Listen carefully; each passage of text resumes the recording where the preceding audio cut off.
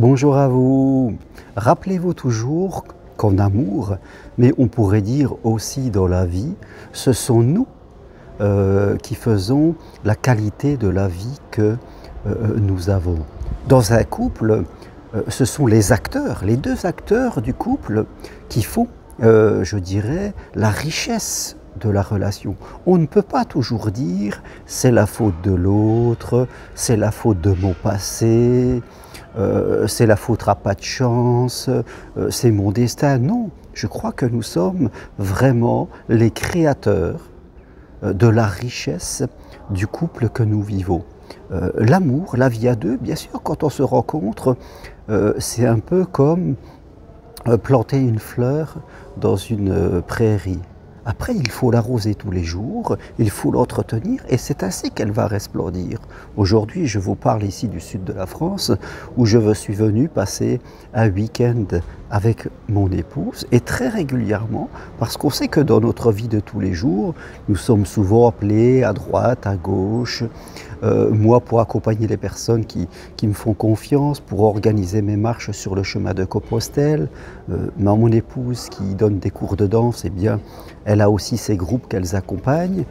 Et souvent, c'est vrai que nous sommes pris, il y a aussi nos petits-enfants dans lesquels nous adorons nous en occuper. Donc on est assez pris tous les deux, mais on fait attention, parce qu'on sait que notre couple, ce sont nous les acteurs, autant elle que moi, et nous prenons du temps pour créer ce bonheur à deux que nous avons. On part très régulièrement, parfois en faisant des choses de courte distance chez nous, comme aller au cinéma ou aller au restaurant. On se prend des moments tous les deux et puis très régulièrement, au minimum une fois par mois, eh bien on part tous les deux pour venir passer ces moments. Personne ne le fera à notre place. Il n'y a personne qui viendra toquer à notre porte et qui nous dira eh bien vous partez en week-end. Non, c'est à nous de le créer. Il va de soi que les gens qui arrivent dans la vie sentimentale truffés de critères, d'attentes, de peurs, d'interprétations négatives, d'habitudes trop plombantes, eh bien, ils auront tendance à créer des problèmes, à créer des conflits et à créer des mésententes. Il y a des gens, je les vois dans des couples, eh bien, ils sont continuellement en conflit, ils n'arrivent pas à créer une relation stable, une relation harmonieuse. Pourquoi? Eh bien, tout simplement parce que ces personnes, à l'intérieur d'elles-mêmes, elles ne sont pas dans l'harmonie. Elles ne sont pas stables. La vie que nous avons et la vie de couple que nous vivons est le reflet de la vie intérieure que nous avons. Les gens qui sont calmes, les gens qui sont au clair avec eux-mêmes, qui ont progressé dans leur spiritualité, la plupart de ces personnes ont une vie calme et ont des vies sentimentales riches et harmonieuses parce qu'elles n'attirent plus les problèmes, elles ne créent plus les problèmes. Ce sont les gens qui créent les problèmes. Les problèmes ont un début qui est souvent dans notre tête, dans nos interprétations.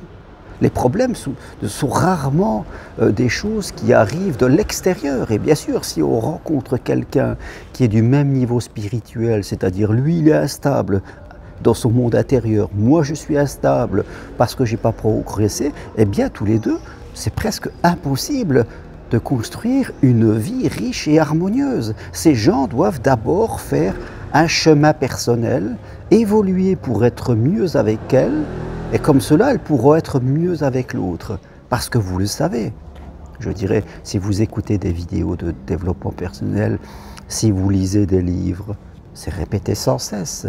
Tout vient de nous. Si vous n'êtes pas bien avec vous-même, vous ne pouvez pas demander à la vie sentimentale et au couple de créer ce bonheur que vous voulez. Bien sûr, il participera à ce bonheur un peu, la vie à deux. La vie à deux que j'ai avec mon compagne participe à mon bonheur. Mais mon bonheur, en grande partie, à 70%, il est dû à ma vie, il est dû à ce que je fais dans ma vie, il est dû à la relation que j'ai avec moi.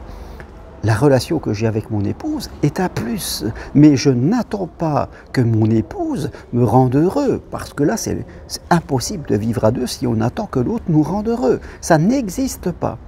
Nous devons en grande partie créer notre bonheur, c'est-à-dire notre identité, notre stabilité, nous-mêmes tout seuls. Et le reste en découlera. Donc n'oubliez jamais que chaque jour dans votre vie, c'est vous les acteurs de la vie que vous avez et de la relation de couple que vous avez. Vous êtes acteur par les décisions, par les objectifs que vous vous mettez, par vos désirs, et vous êtes aussi acteur en choisissant la réaction que vous avez, le comportement que vous avez face aux événements de la vie imprévus, parce que la vie est faite de prévus et d'imprévus. La vie ne peut pas être faite constamment d'imprévus, c'est impossible, ou alors il faudrait qu'on s'enferme pour répéter tout ce qu'on a déjà vécu, mais même en faisant ça, l'imprévu arrivera toujours à s'infiltrer parce que l'imprévu est la nature de la vie.